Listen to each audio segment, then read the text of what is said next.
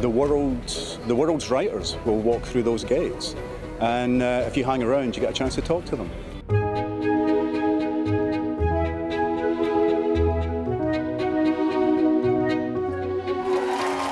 I'm interested in conversations that deal with things that matter, that real, how do we live our lives?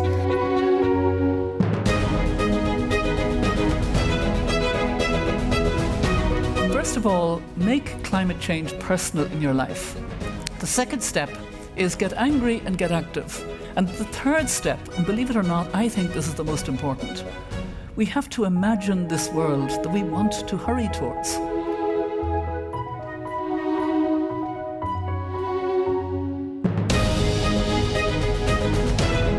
It's about kindness is looking at people as people and not as I voted this, I do this, whatever it is. There's some people we will never get along with, but most of us are a complex mass of different things.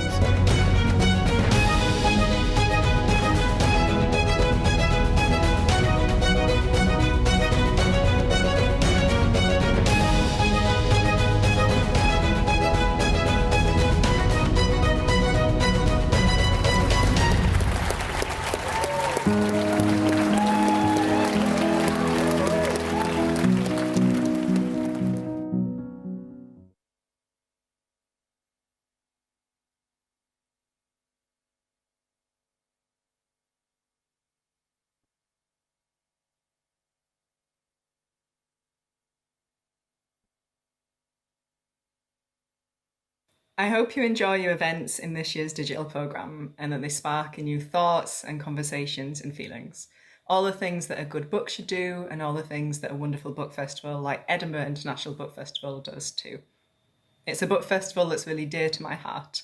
It's one of the first festivals I attended as a new author. I was part of their Outriders Africa programme, and every year returning to it feels a little bit like coming back to a literary home. It's such a pleasure to see them going online this year, and I'm so excited for the future of Edinburgh International Book Festival.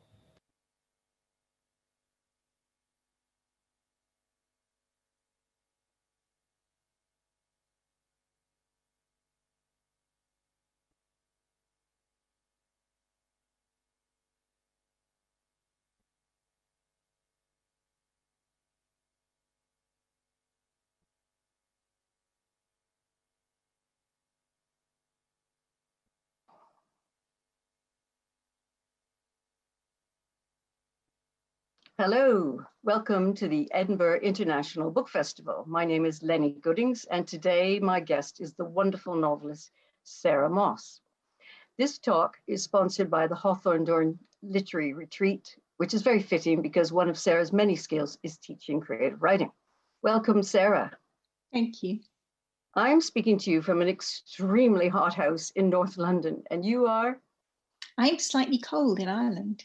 Oh, I envy you so much. It's good. So let me introduce you. Sarah Moss was born in Glasgow and grew up in Manchester, and she has moved between Oxford, Canterbury, Reykjavik, West Cornwall, and the Midlands. She now lives near Dublin, where she teaches English and creative writing at University College, Dublin. She has published 7 novels and a memoir of her year living in Iceland. And her most recent novel, Ghost Wall, was longlisted for the Women's Prize. Today, we're going to talk about the newly published, deliciously named Summerwater, with the most heavenly jacket, I must say. So Sarah, you said in the acknowledgements here that this book began one wet summer in Scotland. And then I read another interview with you. You said, I'm just working on this rainy thing. I'd like to know, tell us the origins of this rainy novel.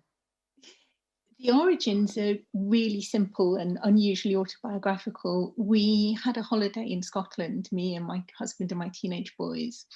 And I'm always the one who organises all the holidays, which means that basically we go where I want to go. And on this occasion, I wanted to go back to a place that's been quite important to me all my life. I was born very near there outside Glasgow and learnt, well, my mother always says I learnt to walk on that beach, but it's a very stony beach, so it seems a bit unlikely. But I certainly learnt to swim in that water. And then at university, I made a friend who lives near there, and I used to visit her a lot. and went back there, and went back really through my 20s and my 30s. And this time I wanted to take my kids back there. And there's a holiday park at the end of a single track road there, which I'd walked past a lot of times. And I'd always thought if I was ever going to stay on a holiday park, this would be the one. So I did. And it rained as we left the Midlands, and it rained all the way north, heavier and heavier and heavier. You know, when you keep turning the windscreen wipers up and they're just kind of swishing the water from side to side. And it continued to do that for the entire 2 weeks we were there. So that was really where it began. And there were other people staying on the holiday park, and I was watching them and inevitably judging them, though I hope not as much as the characters in the book are judging each other. And I was fascinated that we didn't really talk to each other. I mean, there were maybe 10 families staying there. I think they were all families at that point. And I'm sure we were all watching each other. There wasn't anything else to do, and there was no Wi-Fi and there was no phone.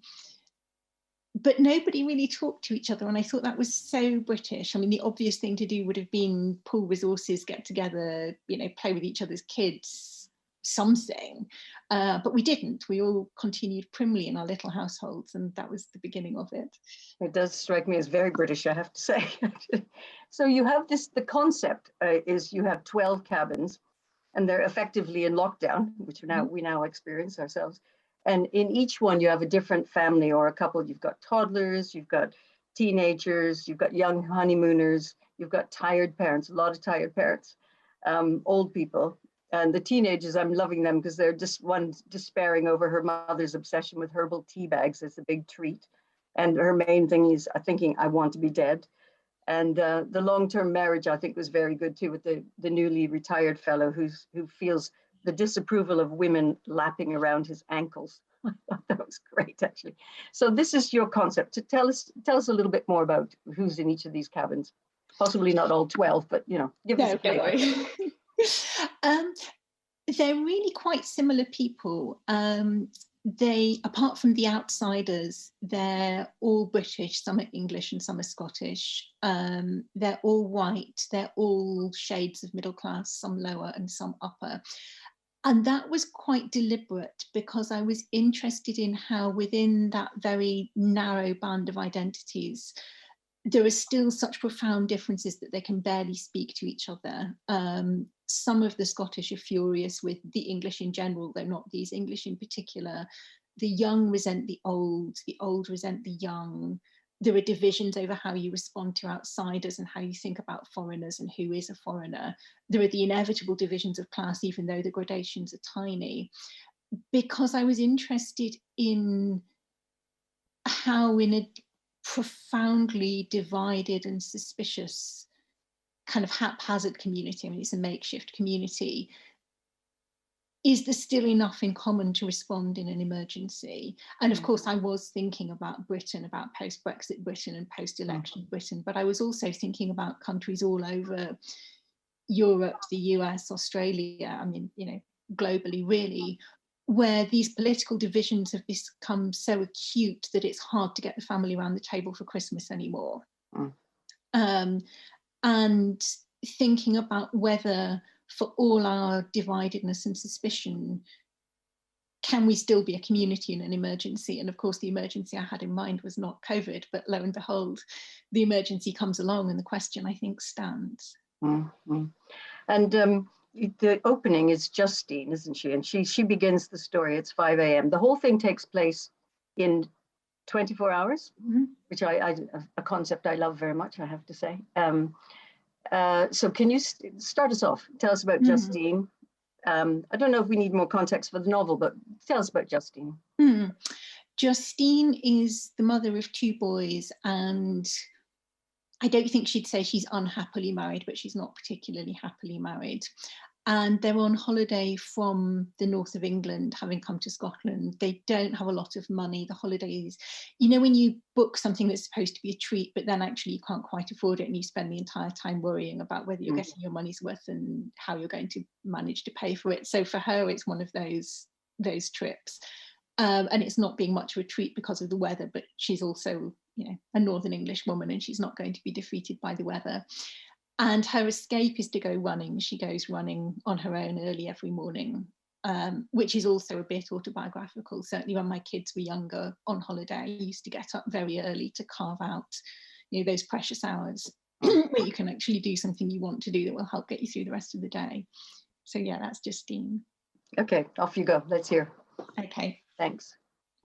So this is from very near the beginning, because that's always the best bit to read. And she's getting ready to go for her run. Justine left her kit ready in here last night. Yesterday's knickers, they'll be in the wash as soon as she's back. The moment of fear as she fights to get her elbows through her sports bra.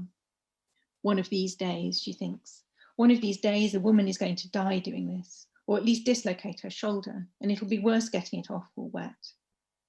She probably doesn't need it anyway, the special type bra, but they always say you must, however tiny your tits, or terrible things will happen. The thing about running in the rain is to wear as little as possible.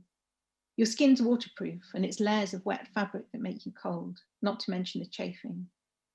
Capri leggings, she's not shaved her legs, no point in this weather, but any other loon out there in this rain will have better things to think about.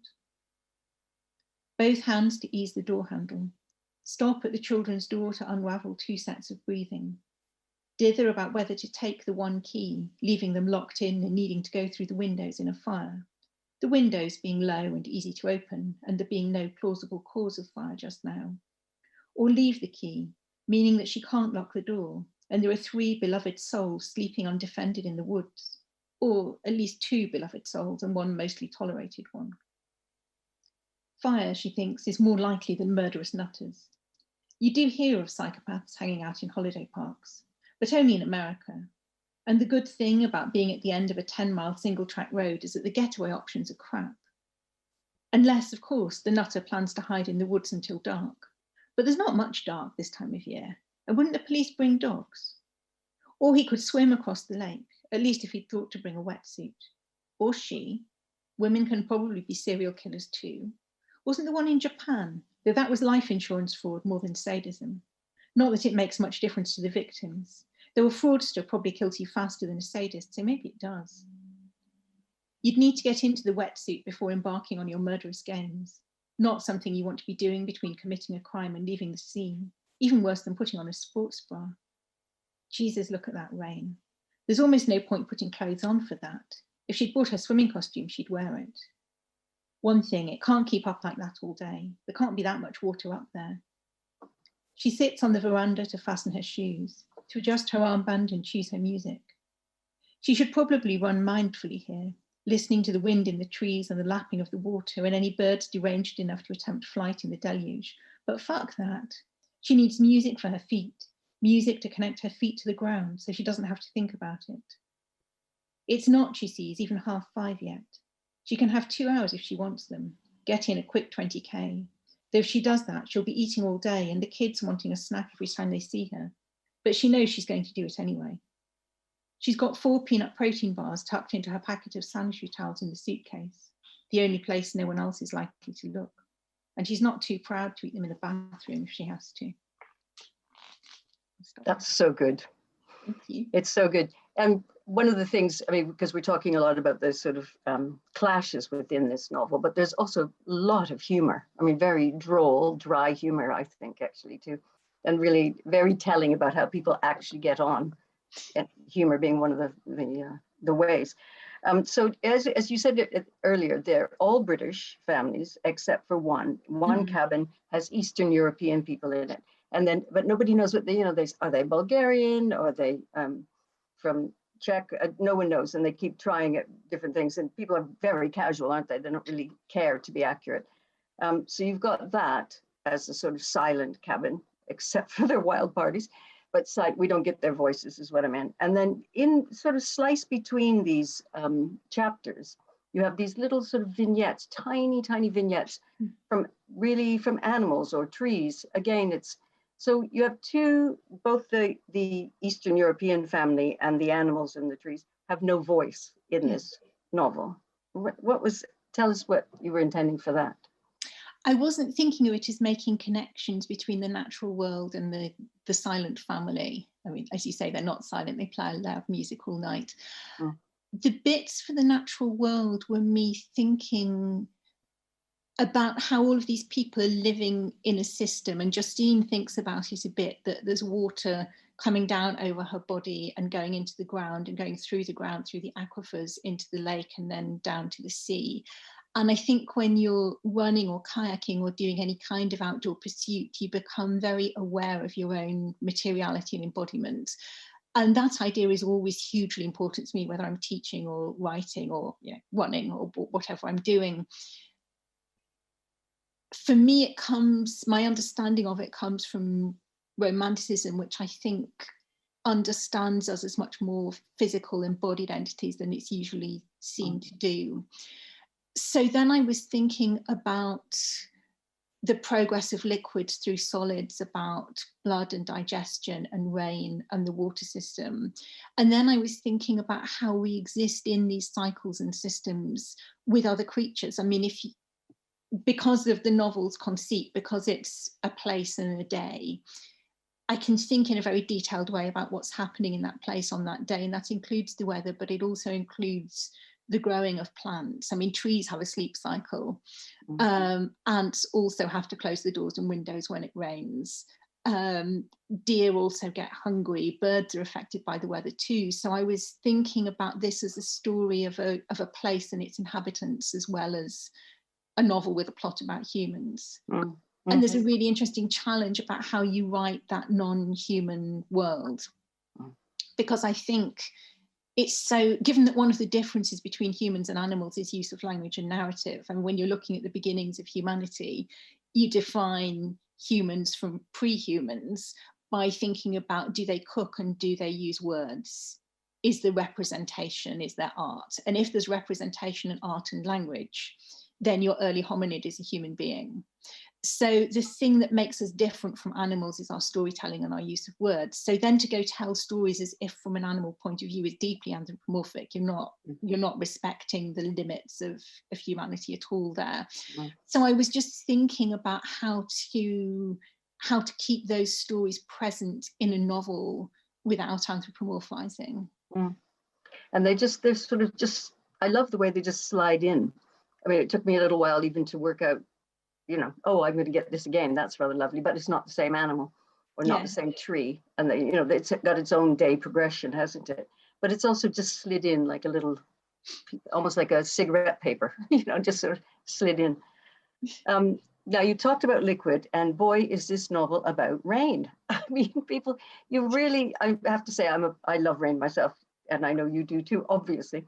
But boy, do you think of enough words for water, for rain? And you've got people sitting in parked cars. You've got this windows steaming up, waiting for minutes to pass. I love the young teenager who says, he looks out and he says, it's all about, waiting for their lives to drip away. You can't wait for the fucking weather. Not here. You'll be dead before it stops raining. I love the teenage voices are very strong and very, very abrasive. Children love the puddles. Little girl watches the drips coming down the window, and it shows how they don't fall straight, how fascinating that is. And then, as you say, I feel this is you talking now, is that there's a slight sort of disdain for people who are scared of weather. But the rain itself is a character in the novel, don't you think? Yes, I wanted it to be, and I wanted it to be strange as well. I wanted not an Old Testament deluge, but I wanted people to be a bit worried about it. I wanted it to be a sign that the weather's not quite working. That is true. And how did you find, I'm now going to speak as an editor myself, how did you find the number of words to describe wet? Well, I mean, I grew up in Manchester doing a lot of hiking in the north of England and a lot of boating on the Irish Sea. So I probably had a pretty full vocabulary for rain and weather. And I was very careful about how many times I used the word rain. Did you have to do a word search at the end and count how many times you'd used? No, somebody could do that, couldn't they? Well, I mean, rain is rain is rain. It's hard to use another word, but nevertheless, you really do. I noticed on the back you have a quote from Benjamin Myers saying, Sarah Moss reminds us that society is only ever 2 steps away from disaster. from collapse, sorry, 2 steps away from collapse. But I also thought, and interesting, you referenced other writers yourself, I thought of Thoreau, in Walden, when he writes, the massive men lead lives of quiet desperation, which is also about our disappointments and our fragility. Was that what you were thinking when you wrote it? This idea that we're sort of slightly tipping, but also we have these incredibly ordinary lives. Mm-hmm. There's a celebration of the ordinary, but it also shows that ordinary, it has its own strains, that's for sure. Yes, I'm always really interested in the writing of everyday life, because I think it's almost a point of principle. That's where we actually live almost all of the time. And even when we're desperately worried about climate change, or even a pandemic, or the multiple ends of the world, you still have to put dinner on the table. The bathroom still needs cleaning. The laundry still has to be done. Mm-hmm. Most of the time, you still have to get the kids to school. And I think if we don't write about those routines, which I was thinking about them a lot during lockdown, that they're both maddening and deeply consoling at the same time, which is a very odd combination of things, but they are, then we're deciding that most of the way we spend our lives, most of the way most people spend their lives, are not worth attention and not worth finding exactly the right words for.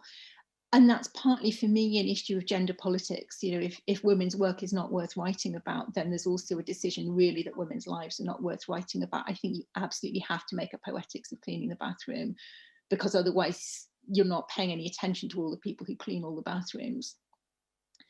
I know that you'll love this, that Helen Simpson was once asked, the short story writer, and she was asked, what do you say to the criticism that you write a domestic novel, or in short stories in her case? And she said, that's not a literary criticism, that's a political one. Mm-hmm. And I thought, yeah, you're absolutely right. How dare you say that domesticity or love, these things are not central to all our lives?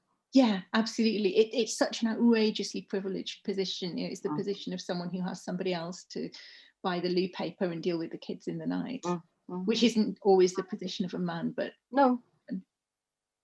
But what about the sort of the idea of the desperation? I did feel that in this. Obviously they're all going to go home, most of them. It doesn't, not to give away every bit of the novel. Not everybody goes home. Spoiler. But most of them will go back to their lives. But will their lives have been changed? I mean, this is, or are they living these disappointments and fragility? Is that just part of human life? I think it's part of human life. I was thinking also of it partly as a novel of middle age. I've been thinking a lot about age and midlife and the art of midlife recently. And maybe there's an extent to which it's about living quite comfortably with disappointment. I think it's in Writers and Lovers, very good new book. And she says, the astonishing thing for most of us is that there is, I'm misquoting this terribly, and it's a really good book and you should read it, that there's a group of upper class white men who were brought up to expect greatness of themselves and are therefore condemned to disappointment, whereas most of us were never educated to believe that we would be great and therefore can live with our lack of greatness entirely comfortably. And I thought that was so true, and such an interesting way of thinking about the difficulties of masculinity and privilege, that you might grow up thinking that if you don't achieve a conventional form of greatness in adult life, you failed. And I think for the very great majority of us, we were never told we were going to be great. It was never expected of us. And actually that's much easier to live with in midlife. Yeah. So those disappointments, for some of them, are quite comfortable and natural, and for some of them much less so. So this feels a good time to look to David, doesn't it? Let's have that's the second reading. Do you want to set it up a little bit and tell us who David is? I'll do that. David is a recently retired GP. He's Scottish, lived in Glasgow all his life, and he's married to Mary, who is beginning to find things a little bit confusing, but neither of them has acknowledged this. And it's nice to read David. I haven't read from David before. I always end up doing Justine. I like this part. he's driving, David is driving his wife Mary round the bottom of the hills to a loch that they used to visit all the time when the kids were younger. And they used to walk along the shore and over the hill, but now Mary can't do that and they're driving. He takes the road fast. Well, he's been driving it 30 years, hasn't he? Knows it the way he knows human anatomy. Mary reaches for the handle above the window and hangs on, inhales as if to speak, but says nothing. He changes gear, wonders what will be the last knowledge to leave him. Will his neural pathways forget their own directions before he loses their map? Will the city that's been home all his life swirl and blur while he still holds all those medical school mnemonics? Will he remember his mother's long buried face when he can no longer name the Prime Minister? He's still capable of learning, of course. Keeps up with the BMJ, and he's going to sign up for those Italian lessons this autumn. Might even go to Italy next summer. If they do sell the cabin, might as well. Hike the vineyards. Mary could look at art. Oops, bicycle. Rather him than me this weather. David, for goodness sake, says Mary, you nearly hit that poor lad. Will you slow down for the love of God? He accelerates into the next bend, feels the back wheels slide just fractionally as he and she tilt inwards. That's what ABS is for, isn't it? And all the other acronyms for which he paid so much. You couldn't throw this car off the road if you tried. If you won't slow down, she says, you can just pull over right here and let me out. I'll walk back. She won't. It's not us I'm worried about, she says. There'll be joggers and kids on bikes and all sorts. It won't do, I won't have it. All right, he says, calm down. He can hear Melissa at the back of his mind, bossy undergraduate Melissa, who knew everything and had discovered in her first year of French and sociology how everyone ought to behave under all circumstances. Don't you dare tell me to calm down. They've forgotten that generation. Who gave them equal opportunities legislation? Who made space for women in medicine? Who treated black and white patients, rich and poor, just the same for the first time ever? Who gave women contraception and arranged abortions the first day they were legal? There are worse things, sunshine, than being told to calm down when you're getting into a tizzy. The windscreen wipers, which detect the density of rainfall and set themselves accordingly, slow their beat. He indicates, takes the switchback turn for the hairpin bends up the hill, a fine, smooth EU-funded miracle of engineering that sees maybe 24 cars a day off season. How could the English be so stupid, he thinks again pointlessly. How could they not see the ring of yellow stars on every new road and hospital and upgraded railway and city centre regeneration of the last 30 years? They're in plenty of time for the first ferry of the day, and not many cars in the potholed car park. This water is choppier than theirs, ruffled by a wilder wind, and the valley's cloud is higher, though of course still raining. Rings spread in the puddles, and he has to pass a few parking spaces to find one where Mary won't worry about getting her feet wet. He wonders where the weather would have changed if they'd walked over, if they'd been out in it, if he'd been feeling the rain against his face and enjoying the protection of his good waterproofs. Well, he'll get out in a bit while she's in the cafe. He'll go along the shore where the kids once competed to build the tallest piles of stones and dared each other deeper into unnaturally cold water. Yeah. See, it's what's interesting to me is just how brilliant you are on families and the dynamic between couples especially, but also very good on mothers. I love one phrase when it was Justine actually who's worrying about or thinking about how she's going to create the day for them. And that was a really nice way of mothering young children. You do create, you know, a safe space or an adventure, whatever, but you create the day. I thought that was beautiful, actually. I know you're a mother yourself of 2 boys. But you don't come from a big family, do you? But you're very good on, you know, a lot of family, a big family even. How is that? Thank you. I think it's the outsider point of view.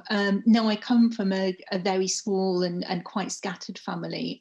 My mother is the only child of an only child, possibly of an only child. I'm not sure it goes quite that far back. My father has a little more family, but it's a Jewish diaspora story, so most of them didn't make it. And anyway, he grew up in America, which is where most of that family remains, and we didn't have much contact with them when I was growing up. And of course, we've moved a lot, so sometimes family have been close by, but usually not much at all, and often in a different country. And I was always fascinated by bigger families. I think partly because I read all the classic British children's lit growing up. So everybody in Arthur Ransom and Lee Nesbitt and all the rest of them has 4 or 5 siblings. And that really intrigued me. But yes, it's the kind of anthropologist's view of family life. Well, it pays off, that's for certain. And you mentioned that you moved around a lot. And you also have told me that you have Scottish, Jewish, I know that's not a nationality, Latvian, Russian, Yorkshire, all in your background. And you've moved around massively, actually, haven't you? So would I call you a restless soul? And now you're in Ireland, not your country either. Yeah. Are you restless? Yes, at the moment, I'm thinking that we'll never move again. And I mean, we'll have to move because this is a 6-month rental while we buy a house. But the house we buy next is the one I shall die in, and I'm never, ever going to move again. I might check in after 6 months and see, given your track record, madam. Give me more than 6 months, but okay. Yeah, it seems to be 3 or 4 years usually. And what is it that, would you attribute that to your background, or where does that restlessness come from? I think the background means we have less to lose. And I mean, we often talk about the differences between raising kids where you have a network of friends and family and people who've known them since they were born, and our much more peripatetic way of life. But once you don't have that, it's much easier to go. I mean, we've never had family around the corner, and we've always had friends spread across the country and really across Europe and a bit further. So it's not that we've ever really rooted in one place and felt impossibly connected to it, so that there's a lot to lose by moving, as long as you time move so that it doesn't disrupt the kids' educations too much. Really, my friends are all over Europe anyway, so it doesn't make much difference which postcode I'm living in. And I think my husband sometimes says that whenever I finish a novel and I don't immediately start the next one, he's worried it means we're about to emigrate again. There's a kind of novelistic making of stories, and I'm spending a lot of time looking at houses online at the moment for more or less legitimate reasons, but that feels like a form of storytelling. What you're doing is imagining yourself and your family and your life in this place and constructing a plot and a setting and a scene. And that's quite, I always want a bit more of that. Yeah. And you're loving Ireland, you said. I'm really happy here, yes. Embarrassingly so. I mean, I keep catching myself walking down the road thinking, actually, I'm quite happy and I'm looking forward to the future. And I think, no, we're in the middle of a global pandemic. I can't possibly think that. That's a terrible, terrible thing to be thinking. But I'm not sure it is. I mean, me being miserable isn't going to save anybody from COVID. I'm excited what to be... What is it that you like about it there? The language? Well, I'm excited to be somewhere new, partly, and that will wear off. But in the month we've been here, 5 weeks we've been here, and 2 of those I spent in quarantine, I already have more face-to-face social engagements than I had in 2 years of living in Coventry. And I don't really know why that is. Maybe it's just easier here for people to say, come for a coffee, let's have a walk, let's go sit 6 feet apart and eat our sandwiches together. I don't know why, but I'm delighted by that, because that was one of the things I really wanted from the move. In Coventry, my social life was mostly in London, and I have a full-time job and kids, so I couldn't have very much of it very often. And what about the language? Irish. I don't mean the Irish, I meant the using English, the way the Irish use English. I'm so interested in that. I mean, I need to spend a lot more time here and talk to a lot more people, but it's beautiful and just terribly interesting. Yeah, it's very beautiful to the ear, isn't it? One of the things I've noticed in my job as editor at Virago is that authors do tend to get a theme. They rewrite. They write lots of different novels, but there's a theme. And one of the things I loved in your book, somebody says we write on the surface, or maybe you said it, I'm sorry. But anyway, I'm putting it to you anyway. We write on the surface, but the surface moves. Is that a sort of similar theme that you've found in each of your novels? Yes, I think so. I think that's about instability and an idea that we're always reaching for for a kind of permanence or a kind of reliability or a certainty about things. And I mean, this is one of my midlife thoughts, really. I've been thinking about this recently. Keats is completely right about negative capability, and it's a bit depressing when Keats is right, because he's only about 18 or something.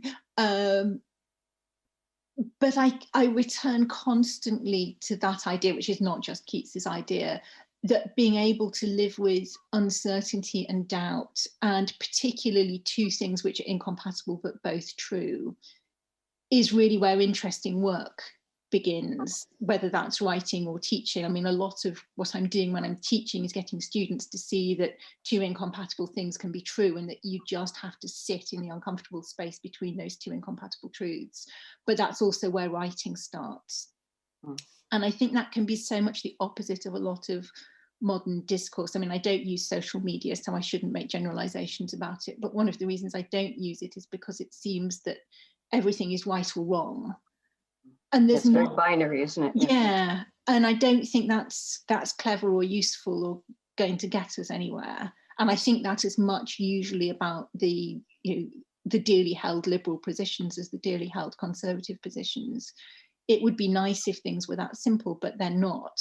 So that thought about writing on the surface, but the surface moving, is that any kind of writing or thinking or artistic work needs to be written on a moving surface, needs to be aware of its own uncertainty and the fluidity underneath it. I mean, I find I'm thinking about Keats again, back to writing on water.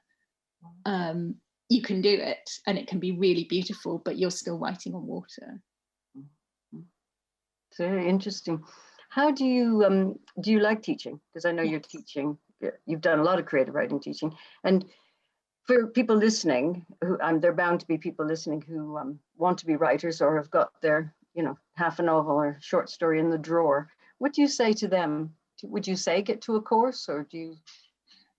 I think a good course for a good student can accelerate what you might be able to do on your own with helpful friends.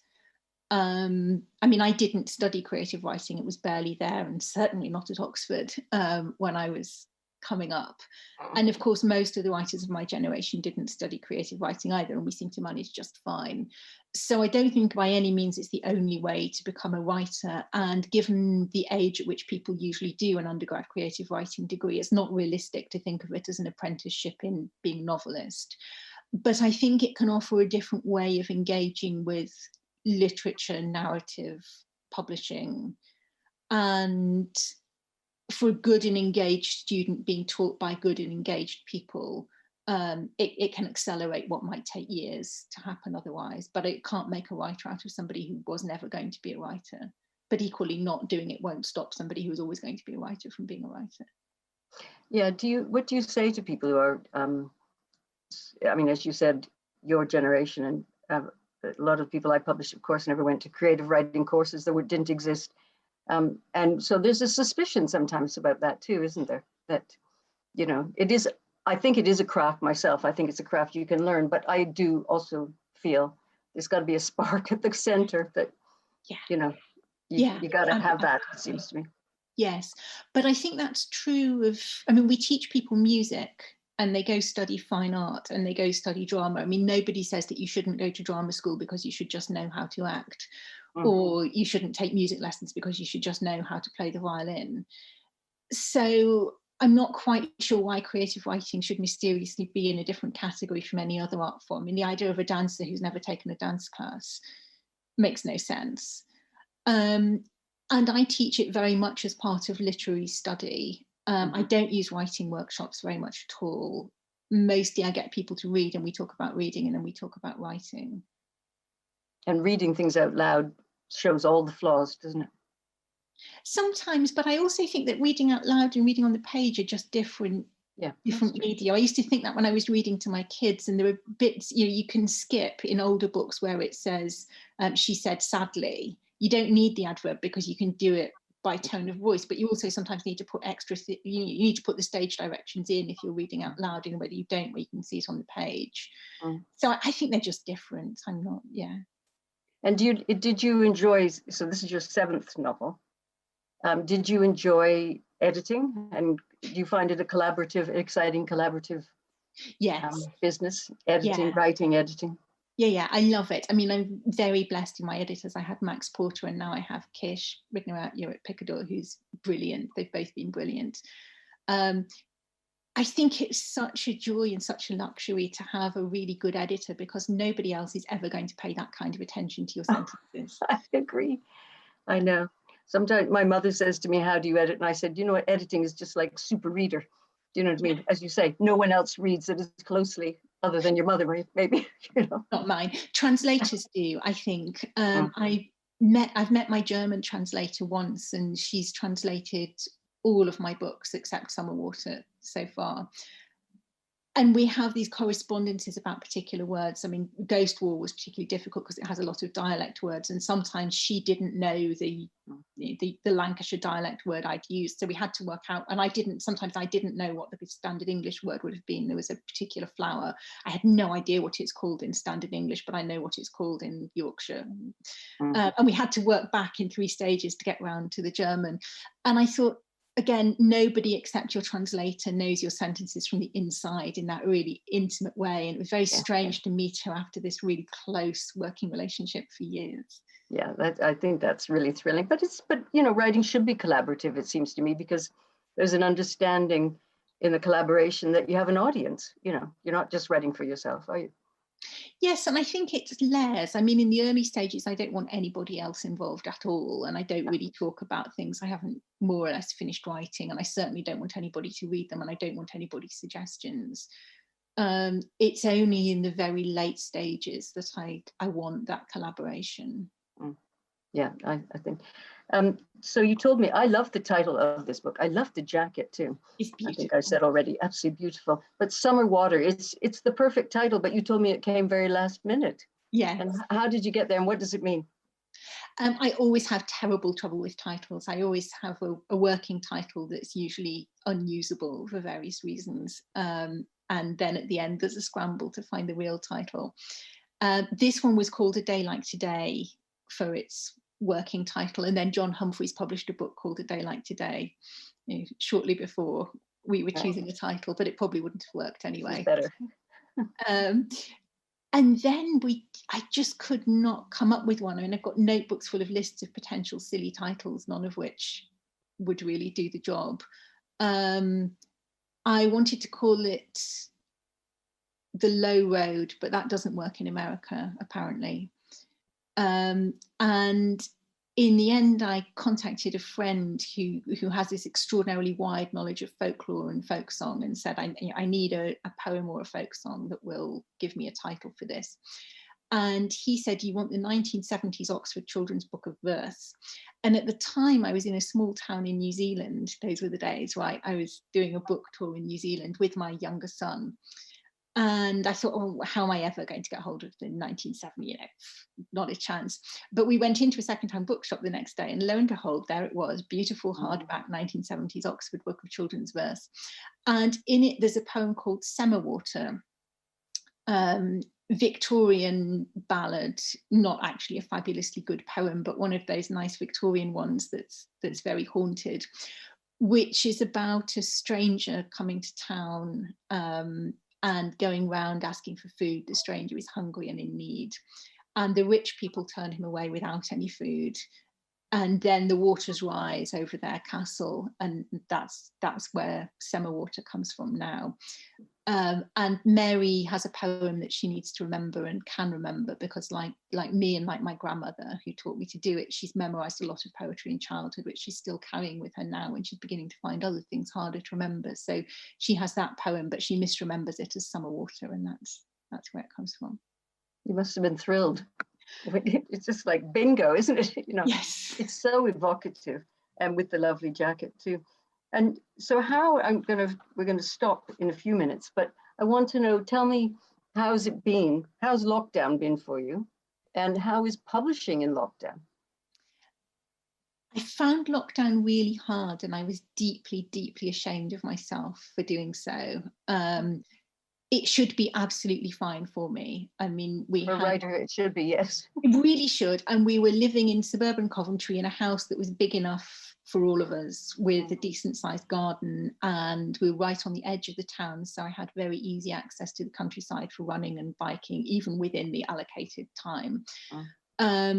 And you know, we all get on pretty well, and I had no reason to be scared of anybody in the house, and we had enough food, and my job was secure, and all of that. So I had absolutely no business finding it difficult. But I was absolutely terrified. I so profoundly frightened by the national house arrest. And I wondered later if there was something about the Jewish diaspora story, that at the point where they say your kids can't go to school and you're not allowed to leave the house, you've left it too late, you should have got out by then. Because that was absolutely my panicky response. I have failed my family by not getting them out before it came to this. And I wasn't scared of COVID. I wasn't scared of contagion, but I was really terrified of living in a state where the government has decreed who may leave their house when.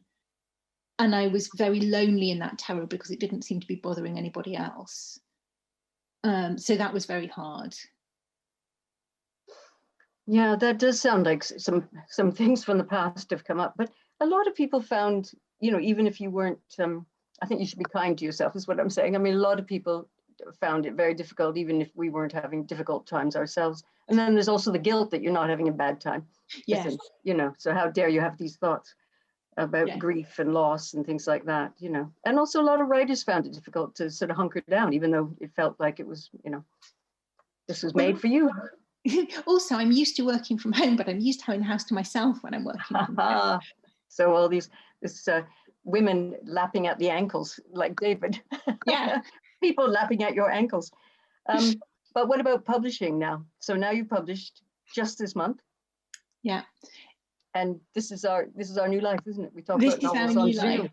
And I'm deeply grateful for and impressed by all the effort that everybody's gone to make it work online.